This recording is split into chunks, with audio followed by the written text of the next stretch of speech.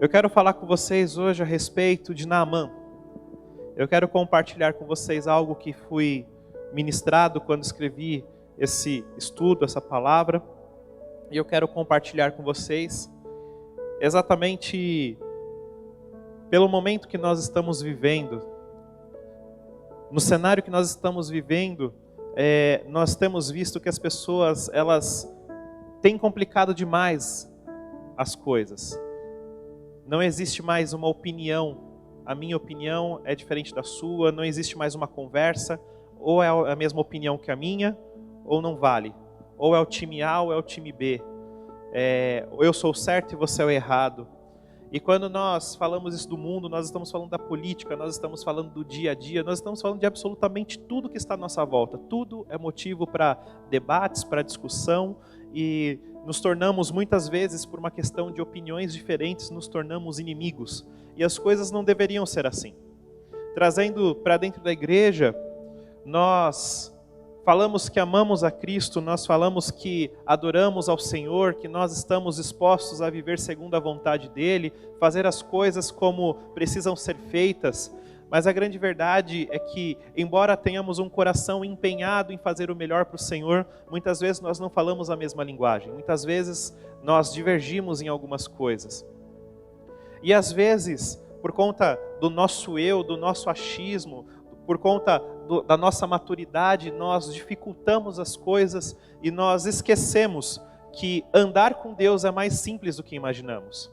Andar com Deus, ele não é um oba-oba. Andar com Deus não é farra, não é brincadeira. Mas andar com Deus não é o jugo que muitas vezes nós colocamos sobre o pescoço de outra pessoa. Andar com Deus não é essa coisa dura e pesada. Andar com Deus, sim, você vai ser confrontado em muitas coisas. Andar com Deus, sim, vai exigir que em determinado momento da sua vida, as suas atitudes, as suas ações, elas sejam diferentes de como eram quando você começou a andar com Ele. Porque o tempo faz com que nós tenhamos que crescer, que tenhamos que amadurecer. E eu vou te dizer, crescer é um processo doloroso. Crescer é dolorido. Crescer exige muito trabalho, muito esforço. E crescer, às vezes, pode ser até um pouco injusto, porque nós queremos fazer coisas que nós fazíamos antigamente com Deus e nós não conseguimos fazer como era antes.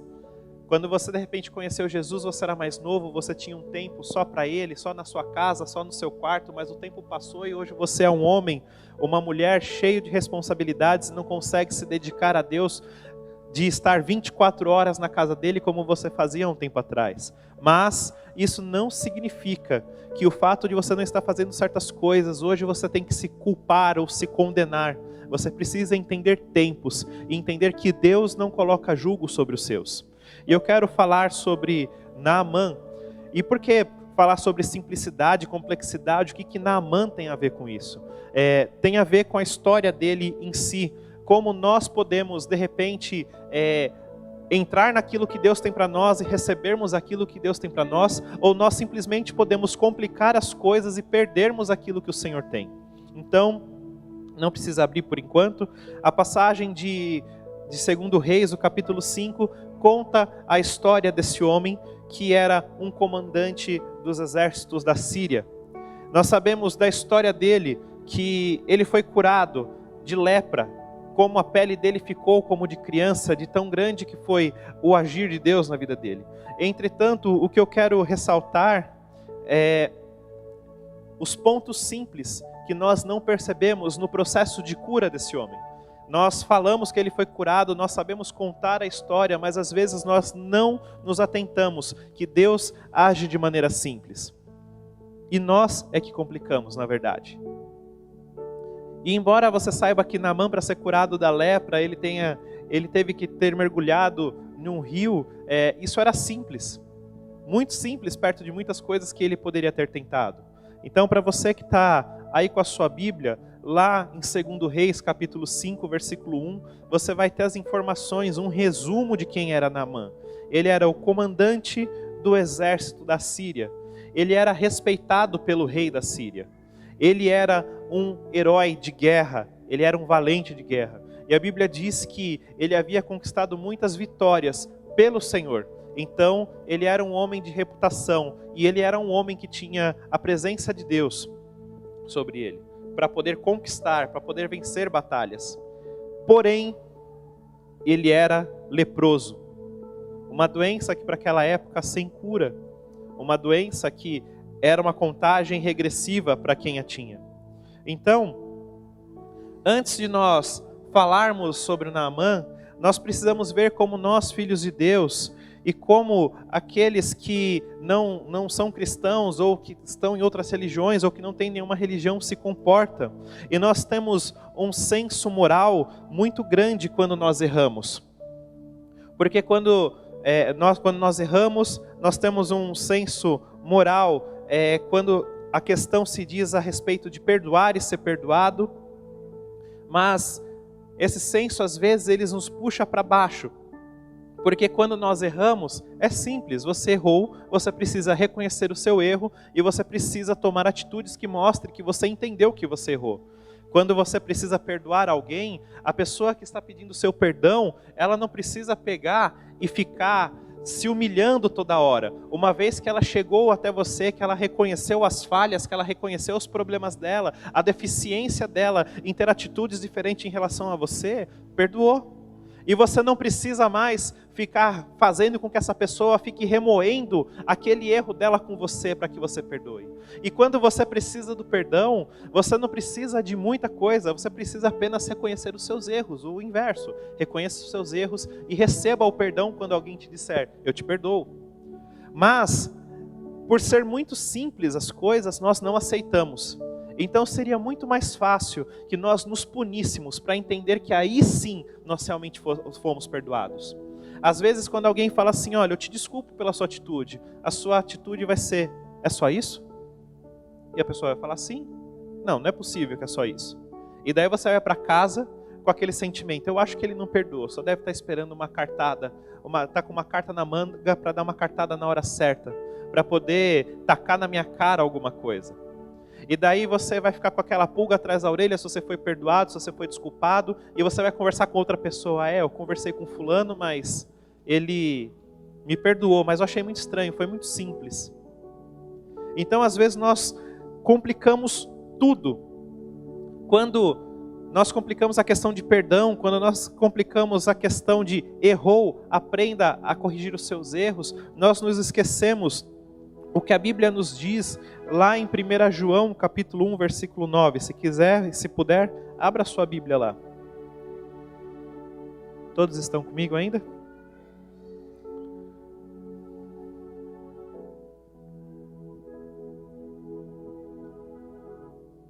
Primeira João, capítulo 1, versículo 9.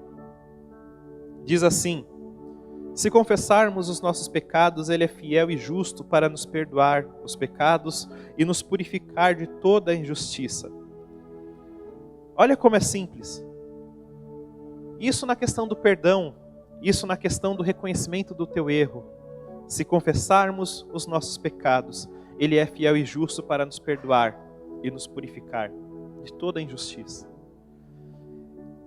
Eu vou voltar para Naamã, mas o que eu estou querendo dizer é que nós dificultamos o agir de Deus, porque nós vamos errar todos os dias, nós vamos pecar todos os dias, mas quando existe o real desejo de mudança, e nós estamos dispostos a todos os dias nos prostrarmos na presença do Senhor e reconhecer as nossas falhas, é simples, Ele te perdoa, Ele te purifica e acabou.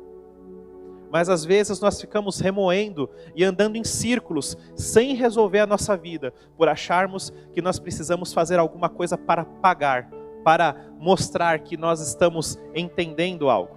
E nós banalizamos a graça, e nós não recebemos. Banalizamos a graça de duas formas. Ou nós pegamos e nos enfiamos na lama e achamos que Deus vai nos perdoar toda hora e nós brincamos com os nossos erros e nós brincamos com os nossos pecados, ou nós banalizamos a graça e não reconhecemos que ela é muito simples, precisamos apenas receber aquilo que vem de Deus. Dificultamos muitas coisas, dificultamos a presença de Deus, nós criamos uma visão do que é estar na presença de Deus. E daí nós colocamos pessoas em cima de altares, Nós colocamos pessoas em posições elevadas, como se elas fossem maiores, como se elas fossem melhores, como se elas fossem mais santas ou mais dignas de viver a presença de Deus. E por conta disso, nós não adentramos na presença de Deus, porque nós nos comparamos e falamos, fulano é melhor do que eu. Fulano é mais inteligente, fulano é mais sábio, fulano é mais dedicado, fulano é mais presente. Nós enaltecemos as qualidades das pessoas que estão à nossa volta e nos esquecemos que o lugar santíssimo hoje está com as portas abertas para que todos, sem exceção, entrem. É necessário apenas que você tenha o desejo, é necessário que você apenas tenha a fome, a vontade de estar na presença de Deus. Nós olhamos para pessoas em cima do altar e falamos, meu Deus, ele tem uma unção porque ele canta. Eu não tenho voz para cantar, então eu não posso abrir a minha boca e adorar. Meu Deus, ele prega e eu tenho dificuldade para ler um versículo, então eu não consigo ouvir a voz de Deus. O fulano profetiza, o fulano revela a vida de todo mundo, eu nunca fui usado dessa forma, eu acho que Deus não é comigo. Eu quero te dizer, talvez você esteja complicando muitas coisas. E talvez por conta de você se comparar a todo mundo, você está perdendo o que Deus tem exclusivamente para você. Porque o que Ele tem para você não é a mesma coisa que Ele tem para a pessoa que está do seu lado. Agora, quando falamos em igreja, os sonhos e os planos de Deus é o mesmo. Então, como igreja, nós temos que caminhar numa mesma direção, nós temos que falar uma mesma linguagem, nós temos que estar no mesmo espírito, nós devemos estar com a mesma fome, com a mesma sede, porque nós estamos falando do corpo de Cristo. Mas quando nós estamos falando do individual, o que Deus tem para você não é a mesma coisa que Deus tem para o irmão do seu lado. E o que Ele tem para o irmão do seu lado não é melhor que o seu. E o que você tem não é melhor que o do seu irmão. Apenas viva aquilo que o Senhor tem para você. Não dificulte, não dificulte. Às vezes nós temos o hábito de ouvirmos coisas e falar, é complicado, isso é difícil. Mas você nem tentou. Você já começou a gerar uma fantasia na sua cabeça de todos os problemas que estão à sua volta e você fala, é difícil. E com Deus, às vezes Deus te direciona algumas coisas e é complicado também, né, Deus? Não é complicado. Se Ele está te direcionando, Ele vai te ensinar. Pode ser estranho, você pode não ter o domínio, o entendimento de como fazer, mas se o Senhor está te ensinando, você vai pegar o jeito. Apenas esteja disponível para aprender. E deixe de valorizar o problema. Problemas existem? Existem. Nós devemos enfrentar os nossos problemas? Devemos. Nós devemos ficar parados no meio do problema e esquecer ele ali? Não, nós precisamos enfrentá-lo. Mas nós não devemos valorizar o problema. Nós devemos valorizar aquilo que Deus já fez por nós em problemas muito maiores. Quantas vezes eu e a Mari nós estamos conversando e nós falamos, nossa, nós já passamos por coisas maiores. Nós já passamos por coisas mais difíceis. E às vezes a gente esquenta a cabeça com coisa que nem deveria. E quantas vezes você se lembra de onde o Senhor te tirou, do grau de dificuldade que você enfrentou, e uma palavrinha que você ouve te desestrutura e você fica perdido, sem chão, sem rumo, sem saber o que fazer. Como se você nunca tivesse ido para uma batalha. Então, valorize a sua experiência de guerra no Senhor. Valorize a sua maturidade, valorize a sua caminhada com Deus. Você não é perfeito, mas você tem aquilo que o Senhor precisa para que Ele possa trabalhar. Não feche e passe a chave. Abra, é mais fácil. Por isso eu digo que é simples andar com Deus. É simples entender que o que Ele precisa fazer, Ele vai fazer. E o que você precisa fazer, você precisa fazer. Não jogue para que o outro faça por você. E quando nós não entendemos isso, nós construímos barreiras com Deus, nós construímos barreiras com a igreja, nós construímos barreiras uns com os outros, nós construímos barreiras com os nossos familiares, nós construímos barreiras por onde nós passamos, seja no trabalho, seja numa faculdade, seja em um curso, seja em qualquer lugar, porque nós dificultamos tudo. Nós temos uma frase muito ouvida nas mídias, ou você mesmo já disse, a vida é muito curta. E é uma verdade, a vida ela é muito curta. Nós sabemos do agora, nós não sabemos daqui a um minuto. Porque a vida é assim, Mas uma vez que nós temos o entendimento que a vida é muito curta, por que que nós lutamos tanto e deixamos as coisas tão complexas? A vida por si só, os obstáculos que vão surgindo no nosso caminho, eles já vão trazer dificuldades. Eles já vão nos trazer problemas, já vão nos trazer medos. Mas nós precisamos lembrar da palavra do Senhor que diz: eu venci o mundo. Eu venci o mundo. E eu estou dando exemplo, eu estou vencendo o mundo, eu estou passando por cima de tudo, para que vocês saibam qual é o caminho que vocês devem trilhar. Eu estou fazendo absolutamente tudo para que vocês vejam em mim um exemplo, para que vocês saibam que é possível. Então o Senhor Jesus, Ele já te mostrou o caminho. Ele está falando, haverão momentos que sim, você vai ter problemas, você vai ter lutas. Mas quando todas essas coisas surgirem, não se entregue, porque a vida é curta. Não deixe o tempo passar, não se entregue às suas dificuldades, aos seus medos. Enfrente-os. Vai trazer um resultado para você em Deus, de fé, de confiança, que talvez você nunca tenha vivido ainda. Vai te trazer ainda mais intimidade com Ele. Então, a vida é curta. Mergulhe no Senhor, se agarre a Ele. Cristo, Ele veio para nos salvar. Ele veio nos salvar de nós mesmos, Ele veio nos salvar do inferno, Ele veio nos salvar de tudo aquilo que é contra a palavra do Senhor, para que nós tivéssemos vida e a pudéssemos viver em abundância. E é simplesmente isso, viver a vida que o Senhor preparou para nós em abundância. Agora nós podemos voltar para Naamã. Eu só dei essa voltinha para entender como nós dificultamos as coisas.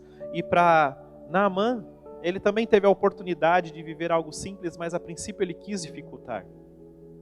Já falamos que ele era o herói de guerra, que ele era um homem de respeito, que ele deveria ter muitas histórias a respeito de batalhas, ele deveria ser um homem com muitas cicatrizes, ele deveria ser um homem que era sinônimo de coragem, de força, de resistência.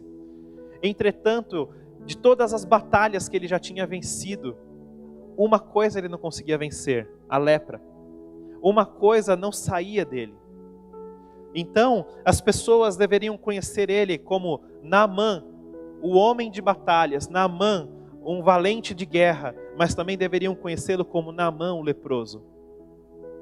Naamã, aquele que venceu tantas batalhas, mas os seus dias são contados. E talvez, para um homem tão forte, com um homem tão respeitado, com um homem tão valente como esse, devia ter alguma coisa que desestabilizava ele todas as vezes que ele lembrava. Todas as vezes que ele olhava para a pele, todas as vezes que ele se tocava e que ele sentia a lepra consumindo ele, aquilo com certeza deveria ser a única coisa que fazia um valente de guerra tremer, chorar, se perguntar o porquê ele estava vivendo aquilo, o porquê ele estava passando por aquela fase, e saber que ele poderia morrer a qualquer momento, simplesmente poderia acabar para ele. Então isso era, de repente, o maior problema de Naamã. Eu acredito que ele deveria ter mais medo da lepra do que saber que tinha que voltar para um campo de batalha. Ele tinha mais medo da lepra do que pegar uma espada e enfrentar outro homem tão valente quanto ele. E por ele ser reconhecido e ser de estima do rei da Síria, ele possivelmente era um homem de posses. E daí eu te pergunto, se você já imaginou isso, o quanto ele não gastou em busca da cura? O que ele não tentou fazer para que ele recebesse a cura e aquele tormento na vida dele acabasse? Quantos feiticeiros, curandeiros da terra dele, de outras terras, para quantos deuses será que ele não se prostrou? Quantas ofertas será que ele não fez?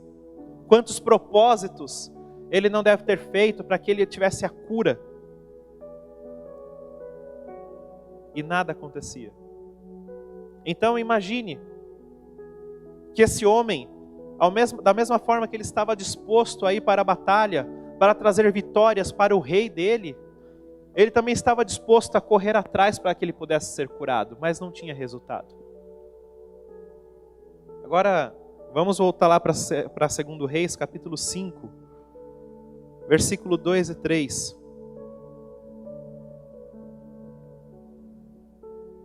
2 Reis, capítulo 5, versículo 2 e 3.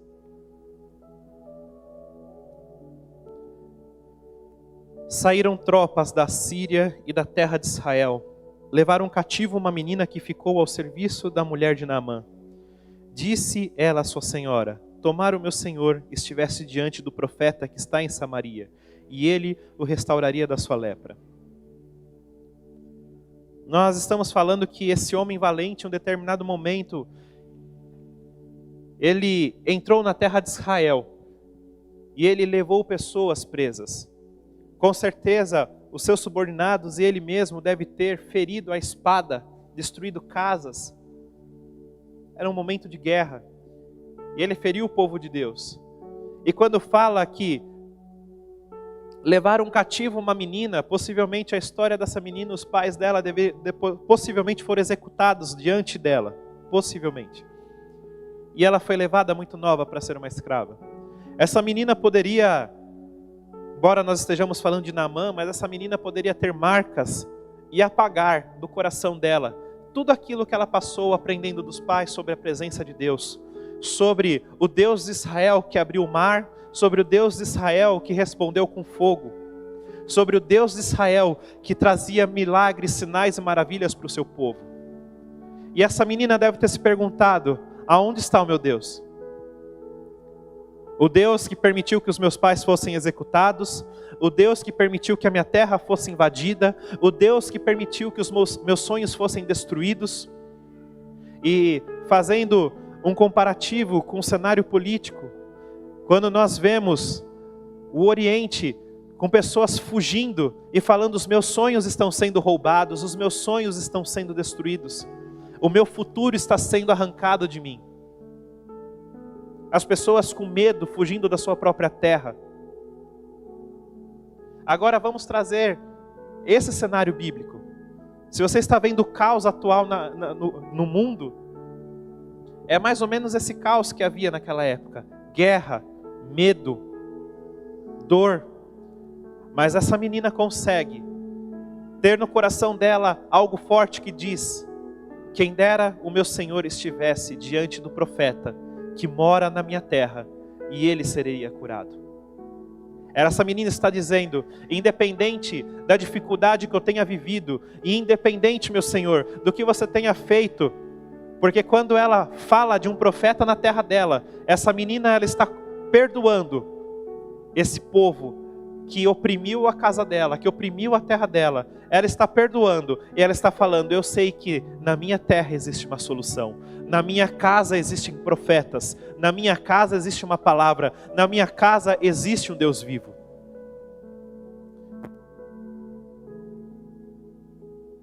Ela possivelmente tinha Naamã e a esposa dele como pessoas de estima para ela. Naamã e a esposa não deveriam ser pessoas más para ela, com tudo que tem acontecido. Mas eu quero destacar duas coisas. Um homem de guerra ouviu o que uma menina tinha a dizer.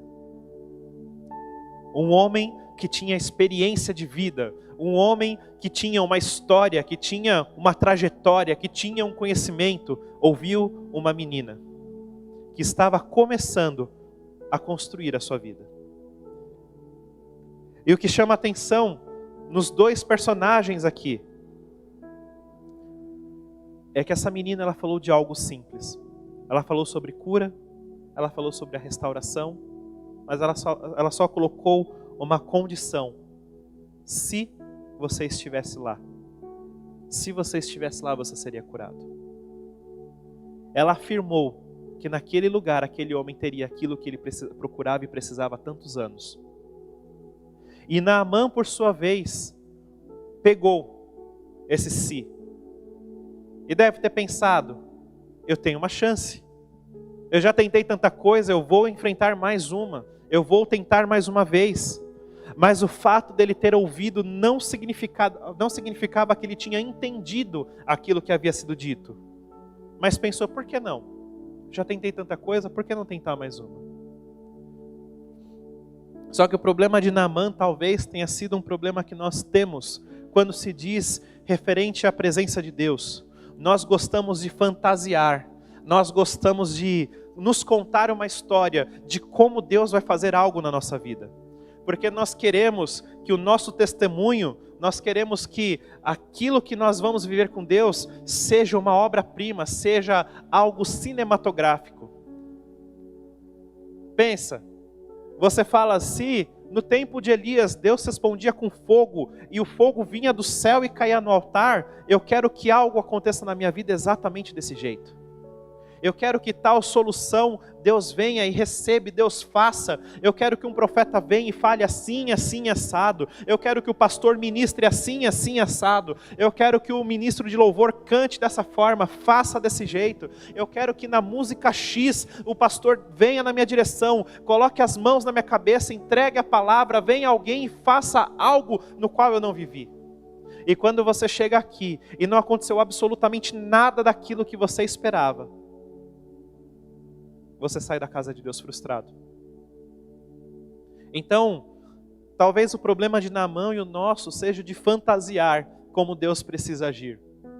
E eu quero te dizer que quando nós fantasiamos como as coisas vão acontecer, nós dificultamos o agir do Senhor nas nossas vidas. Nós dificultamos o agir do Senhor através da sua vida, na vida de outras pessoas. Nós problematizamos a presença de Deus. E eu sempre falo que o Deus Todo-Poderoso, Ele se limita a uma única coisa, o espaço que nós damos a Ele. Se você não der o espaço para Ele, que Ele precisa para fazer o que tem que ser feito, Ele não consegue. Se Deus não consegue, qual é a pessoa que vai ter poder de argumentar e mudar um pensamento teu? Se Deus não pode, qual é o conselho humano que vai ser mais poderoso que a palavra de Deus? Não estou falando que você não deve ouvir outras pessoas, mas eu estou te falando que você, como uma pessoa que tem o Senhor como seu único Salvador, como aquele que é poderoso para fazer todas as coisas, se você diz que Ele é seu dono, que você pertence a Ele, e você não dá o espaço para que Ele faça o que tem que ser feito, o melhor conselho de um pastor não vai fazer você tomar uma decisão diferente. Então não dificulte as coisas. Naamã começou, eu imagino que Naamã, quando pegou e seguiu viagem para Samaria, ele deve ter pensado a forma como o profeta tinha que fazer. E sabe o que é engraçado? Tudo isso porque possivelmente outros, quando falavam assim, faça desse jeito e você vai ser curado, ele ia lá e fazia. Pague isso, você vai ser curado, ele ia lá e pagava. Então ele imaginava, eu estou disposto a pagar um preço. Já ouviu essa frase? Eu estou disposto a pagar um preço. Mas quando você chega no lugar, e esse preço não era o preço que você tinha estipulado, você não consegue lidar com a situação. Naamã estava disposto a pegar toda a riqueza dele, toda a fortuna dele, todos os bens dele e colocar na presença de qualquer homem que falasse, eu te curo. Ele estava disposto, ele saiu com essa disposição, guarde isso, a gente vai falar mais. Ele saiu disposto a pagar um preço. Saindo de Naamã e da menina, nós pegamos e vamos até a terra de Israel, quando o rei de Israel recebe uma carta do rei da Síria dizendo, estou mandando o meu melhor homem, receba-o e cure ele. A falta de visão, ela nos atrapalha no agir de Deus também. Você vai falar, que falta de visão? O rei de Israel, quando recebeu a carta, ele se preocupou, vai estourar outra guerra.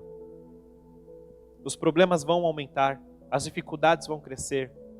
Eles estão fazendo isso para que eu não tenha como fazer algo. E daí eles me peguem nesse problema e estoure outra guerra. Só que o rei de Israel estava falando algo que fazia parte da falta de visão dele. Eu preciso fazer algo e eu não vou conseguir. Ele não estava falando, o Deus de Israel é poderoso para fazer algo.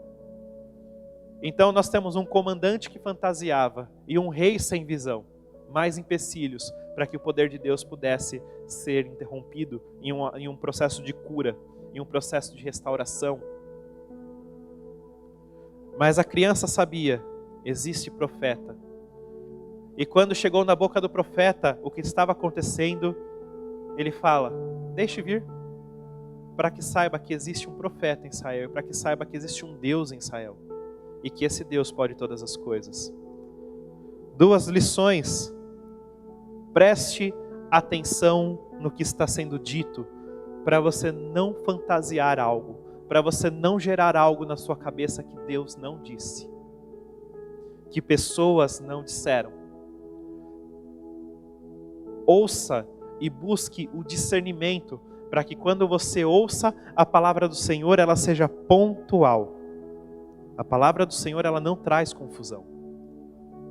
O Senhor não fala uma coisa e fala assim, esqueci. Eu faço. Quem trabalha comigo sabe que às vezes as pessoas me pedem alguma coisa, pode deixar, eu faço. No dia seguinte alguém pergunta, fez? Esqueci. Ou então, não era bem isso que era para ter feito. Deus, ele não vai falhar com você. A palavra de Deus, ela não falha com você. As pessoas à sua volta, elas podem falhar, mas Deus não falha com você. Então preste atenção em absolutamente cada vírgula que o Senhor disser. E analise essa palavra. Analise a palavra profética que você receber. Julgue a palavra profética que você receber. Não julgue o profeta, julgue a palavra. Analise o que a palavra está dizendo, para você não virar em algum momento e falar assim, mas o profeta disse que ia acontecer. Não, o profeta não disse isso. Mas o Senhor disse que ia fazer. Não, o Senhor não disse isso. Ele está dizendo uma coisa, você entendeu outra. E nós, em nossa ânsia de viver a palavra de Deus, nós queremos muitas vezes manipular o conteúdo dela, para falar, viu, a palavra de Deus se cumpriu. E acredite, eu já vi pessoas manipulando situações para falar, olha, a palavra de Deus se cumpriu. Já vi. E você se perguntar, ok, se Deus disse, por que a pessoa está fazendo desse jeito? Se Deus falou, por que você está pegando e mostrando para ele o caminho? Sobe por aqui, faz desse jeito. Para depois bater no próprio peito e falar, viu, eu disse que essa palavra se cumpriria. Era profeta dela mesma. As pessoas gostam de ser profetas delas mesmas. Eu gosto de dizer, eu gosto de profetizar sobre mim só vem palavra de bênção. Sobre mim só vem palavra de cura, sobre mim só vem isso, aquilo. Eu gosto de dizer como as coisas vão ser. E quando eu vejo que elas não estão saindo, eu vou lá e manipulo. Não faça isso. A palavra de Deus, ela passa pelo teste do tempo. E o tempo diz respeito ao tempo dele e ao tempo de onde você vai conseguir entender o que você precisa realmente fazer e não o que você quer fazer. Preste atenção. A menina disse, tomara o meu Senhor estivesse diante do profeta que está em Samaria. Ele o restauraria da lepra. Ela não disse como. Sempre haverá um Deus poderoso que trabalha e o sobrenatural para ele é simples. Então saiba que sempre existe um Deus que trabalha por você. O impossível, o sobrenatural dele, que aos seus olhos não fazem sentido, não se encaixa, nunca vai dar certo, deixa que a parte dele ele vai terminar. Só fique atento quando ele falar, agora é a sua vez. E saiba que em Israel sempre haverá profetas. Em Israel sempre haverão profetas que te direcionarão naquilo que é verdadeiro. E que a palavra e o tempo vão mostrar que aquilo é real. Como eu disse, as fantasias nos impedem de recebermos o que Deus tem para nós. Imagina a cena, a comitiva do Naamã chegando lá em Samaria, chegando na cidade, as pessoas da cidade já com medo, se perguntando o que vai acontecer conosco hoje.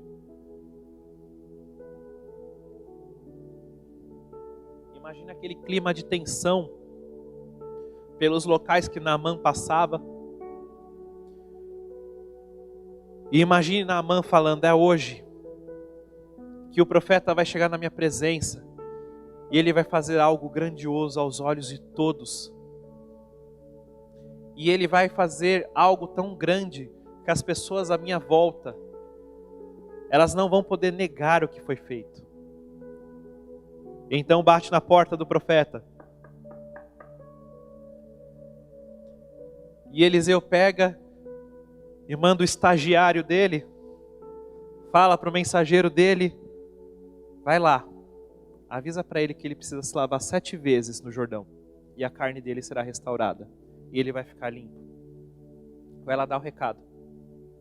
Não sei o que o profeta estava fazendo. Ele poderia estar orando, ele poderia não estar orando, ele poderia estar descansando. Outro ponto que às vezes nós mistificamos: o homem de Deus é aquele que se eu bater na porta dele e falar assim: o que você está fazendo? Ele falar: estou sentado. Sentado? Sim, descansando. Descansando? Uhum. Se você ligar para ele à noite e ele acordar com aquela voz de sono, você vai falar: ué, onde está o meu Senhor que não dorme? Nós gostamos de criar expectativas nas pessoas. Os homens e mulheres de Deus só podem orar. Pessoal da intercessão, se não estiver falando em línguas na casa deles, nem pede oração. Não pede não. Intercessor que não fala em línguas 24 horas. Intercessor que para almoçar não está jejuando 40 dias. Se o intercessor não terminar o período de 40 dias e não entrar em outro, no dia seguinte, ele não é de Deus. Nós gostamos de mistificar como as pessoas têm que ser para que elas sejam de Deus. Se o pastor não tiver 24 horas com o joelho dobrado no quarto dele, não estiver escorrendo óleo de unção na testa dele, ele não é de Deus. Se a palavra dele não for uma revelação todos os dias, ele não é de Deus. Se o profeta não profetizar o resultado do meu exame, o resultado do meu CPF, o número do meu CPF, do meu RG, se ele não falar o que eu comi ontem, que eu estou pensando agora, ele não é profeta. Se eu não sentir uma unção, que eu vou ficar todo arrepiado, não tinha unção. E nós começamos a desenhar absolutamente tudo. Naamã deve ter ficado revoltado, ele deve ter começado a pegar o que estava perto dele e tacar no chão, chutar o chão, pensando: eu pego a espada e entro nessa casa e mato esse homem. Porque eu viajo, eu venho de longe, eu criei uma expectativa, eu estou gerando algo no meu coração, eu estou passando por um momento de dor, essa é a minha dificuldade, essa é a minha luta. Isso é algo que eu procuro uma resposta há anos. E eu não tenho, e esse cara, ele não tem a decência de olhar na minha cara.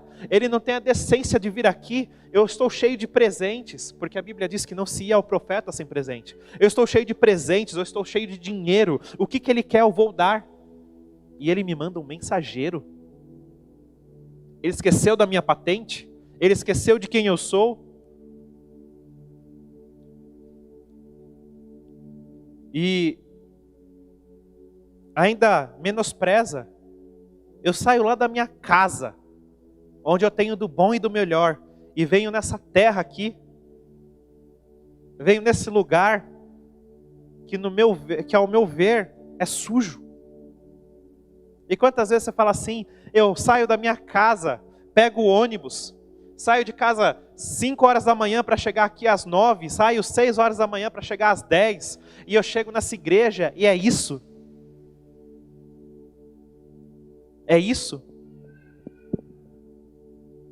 Quando você chega com o sentimento que Deus precisa te responder e fazer do jeito que você quer só porque você se deslocou até aqui, você corre o risco de sair daqui frustrado. Não porque Deus não fez, mas porque não foi como você queria. Em outras palavras, Naamã fala: eu venho de longe e o cara me manda tomar banho, eu não tenho rio na minha casa para me banhar? Não tem água na minha região? Ele queria que fosse complicado. De repente, se o profeta tivesse saído para ele e falasse assim: ó, pega 10 cordeiros, sacrifica cada um deles, pega todo o dinheiro que você tem e me dá, faz isso, faz aquilo, dá 500 voltas, anda de joelho de ponta a ponta, ele faria sem reclamar. E quantas vezes você não espera que alguém te coloque uma condição e você fala, só isso? É isso? Tem certeza? Tem. Quantas vezes?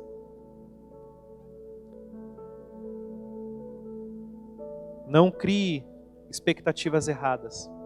Tem expectativas em Deus, mas não crie expectativas erradas. Ela vai te derrubar.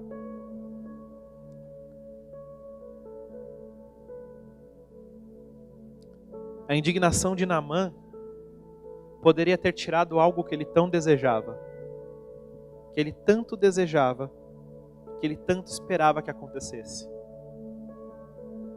A fantasia de Naamã poderia destruir de uma vez por todas, e quem sabe, aquela não seria a última vez que Naamã poderia ter algo diferente na vida dele. Quem sabe você pisou aqui hoje, ou você está em casa assistindo, você não sabe como vai ser o amanhã, e hoje você está deixando passar a sua última chance, a sua última oportunidade. Amanhã eu faço, amanhã eu penso, amanhã eu ajo, e o que Deus tem para você é hoje.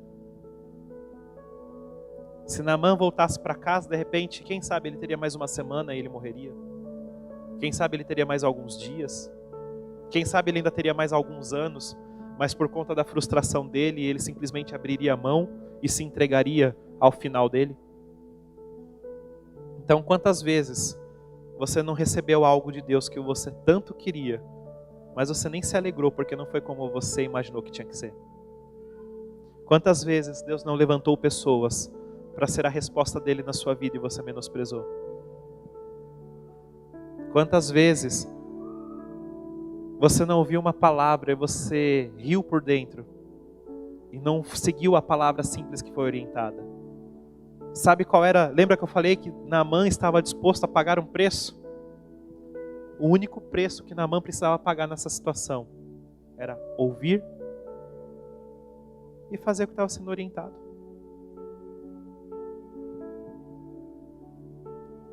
Quantas vezes você não se entristeceu porque entrou na igreja e Deus não fez aquilo que você estava esperando tanto? Ou quantas vezes você não chegou tão perto de receber algo e aquilo parece que escorreu nas suas mãos, entre os seus dedos, e você se frustrou? Quantas vezes? Deus perdeu o controle? Não. Quantas vezes você não se frustrou com as pessoas que na verdade nunca te falaram, nunca te fizeram nada, nunca te prometeram algo, mas porque você ouviu algo errado, porque você viu algo errado, você se frustra com a pessoa e você não dá uma chance para ela? E quantas vezes você não pensa em deixar de andar com Deus, porque as coisas dos céus não são como as coisas que estão na sua cabeça? Então, se você estiver lutando com alguma coisa no seu interior, pare um pouco, ouça novamente e tente. Sabe quando você vira para alguém e fala assim, fulano, faz desse jeito. Ou você já foi fulano, ou você já falou pro fulano. Você já tentou isso? Ah, já tentei. Você já fez isso? Ah, já fiz. Ah, eu já tentei tanta coisa e nunca deu certo. Eu já tentei tudo e não deu certo. Desculpa, possivelmente você não tentou tudo. Você não pensou em todas as oportunidades, em todas as possibilidades. Talvez você tenha tentado tudo que você achava que você podia fazer. Mas tem mais. E daí você fala assim, você já pediu ajuda em relação a isso? Não. Então pronto, você já não fez tudo. Quantas vezes? Às vezes você está tão preso às situações à sua volta, você está naquela turbulência, você está naquele olho do furacão e você não encontra mais um resultado. E alguém vem de fora e te fala uma coisa simples. Quantas vezes você não está no seu trabalho quebrando a sua cabeça? Mexe, não dá certo, e mexe de novo e não vai, e mexe e quebra, e mexe e não funciona. Daí vem alguém e fala assim, você já apertou aqui? Isso já aconteceu comigo várias vezes. Nossa, eu gastei o dia inteiro fazendo isso. Chega alguém e fala assim, mas você já mexeu nisso? Não. E daí você começa, seu burro, por que você não pensou nisso antes? Meu Deus, estava na tua cara, por que você não viu isso antes? Realmente estava lá. Realmente estava lá. Não é que você é burro, mas você estava tão preso naquilo que você não estava aberto a pensar em soluções mais simples, em coisas mais fáceis. Então, Naamã, eu acho que pensando em virar as costas e ir embora, ele começa a ouvir o discurso daqueles que andavam com ele. Às vezes você vai ter pessoas que vão te colocar no seu lugar. Às vezes você vai ter, esses são amigos. Às vezes você vai ter amigos que vão te colocar no seu lugar e falar assim, escuta, fulaninho, amorzinho, escuta, rainha, escuta, amadinho de Jesus, não é por aí. Então, lá, capítulo 5, versículo 13 diz, então se chegaram a ele os seus oficiais e lhe disseram, meu pai, se te houvesse dito o profeta alguma coisa difícil, acaso não a farias? Quanto mais, já que apenas disse, lava-te e ficarás limpo. Para eles chamarem esse homem de pai, eles tinham uma caminhada juntos, deveriam ser heróis valentes de guerra, deveriam viver coisas juntas no campo de batalha, deveriam ter perdido amigos, deveriam ter vivido muitas coisas, deveriam ter muitas histórias. E quando viram Naamã surtando, falaram, meu senhor, meu pai, olha quanta coisa você já fez, olha quanta coisa você já viveu, quanta coisa difícil. De repente começaram a lembra daquela situação que você quase morreu, mas você foi e você enfrentou e você venceu. Por que você está dificultando tanto? Ele só está falando para você entrar no rio. Entra. Você não vai perder nada. Você já tentou tanto. Então esses caras conseguiram convencer Naamã de que ele só precisava parar, ouvir novamente e tentar. Eu quero te dizer essa manhã, se você está tentando desistir de tudo, eu estou em nome de Jesus te incentivando a pare, ouça, acalma a tua alma, limpa a tua mente, repense, respira fundo, repensa um pouco, ouça a voz do Senhor e tenta novamente. Por que você vai desistir hoje? Por que você vai parar agora? Por que você não vai fazer mais? Por que você não quer mais? É tão interessante quando, algumas vezes na minha vida, nesse tempinho de caminhada com Deus, pessoas viravam para mim e falavam assim, vou desistir. Vai, por quê? Porque eu vou desistir. Tá bom, mas por quê? Porque eu estou cansado. Cansado do quê? Cansado. Mas do quê? Sabe, na verdade eu nem sei por que é. Você fala, tá bom, e esse é seu grande motivo. Tá bom, você quer desistir, eu vou te ajudar, mas esse motivo não está me convencendo a te ajudar a desistir. E às vezes é só porque você até está com vergonha de falar assim, que eu estava esperando tal coisa de Deus e ele não fez como eu queria e eu não tenho coragem de andar com ele. Então, vamos assumir uma coisa, quando tiver alguma coisa, estou cansado. Está cansado do quê? Pega e fala, porque eu queria tal coisa, Deus não me deu. Porque eu queria viver tal coisa e eu não estou vivendo. Confessa para você mesmo. Você vai falar, o que eu ganho com isso? Reconhecer que você está gerando expectativas erradas e que você precisa parar, repensar e recomeçar.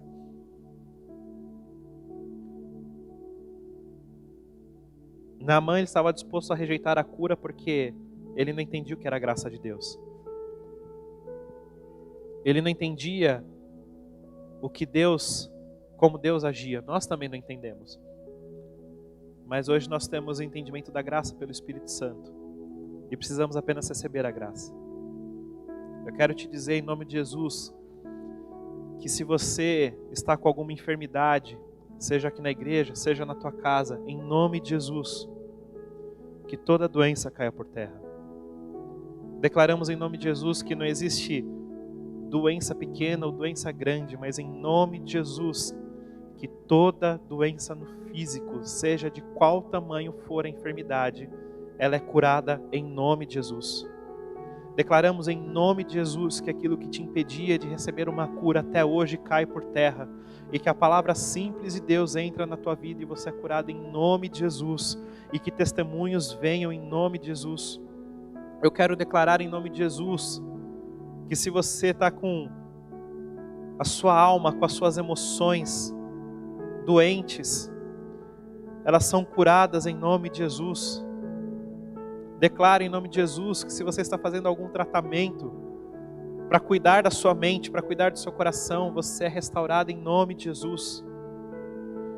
Eu declaro em nome de Jesus, não pela minha palavra, eu declaro pelo nome de Jesus, cura, restauração, renovo. Assim, porque a palavra do Senhor diz que Ele já levou sobre si as nossas dores, que Ele recebeu o castigo que traz paz para as nossas vidas, que Ele já derramou o sangue que é poderoso para perdoar, para curar, para sarar, para ligar novamente o homem ao Senhor. Cura do Senhor. A Bíblia diz que Naamã mergulhou, finalmente ele ouviu e seguiu aquilo que tinha que ser feito, ele foi curado. E eu estou te dizendo em nome de Jesus, siga a palavra do Senhor e você vai ser curado. E eu estou falando isso para que saibam que existem profetas em Israel, que existe um Deus que responde. Declarar que aqueles que vão até a presença do Senhor jamais sairão frustrados, jamais sairão feridos ou decepcionados, em nome de Jesus. Em nome de Jesus. O que o Senhor Ele espera de nós, o que o Senhor deseja de nós, é apenas que nós venhamos a deixar os ouvidos atentos à voz dEle. Então, o Senhor está te pedindo uma lição para esse domingo. Saia daqui com seus ouvidos abertos, com seu coração aberto à palavra do Senhor. Saia daqui disposto a fazer aquilo que é simples. Não complique mais a sua caminhada com Deus. E para finalizar, esteja disposto a deixar de lado a sua vontade para viver aquilo que Ele tem para você. Se o Senhor está te chamando essa manhã só para mergulhar em suas águas, venha. Se Ele está te chamando essa manhã só para você pular de cabeça na presença dEle, pule. Ir mais fundo com Ele, vá.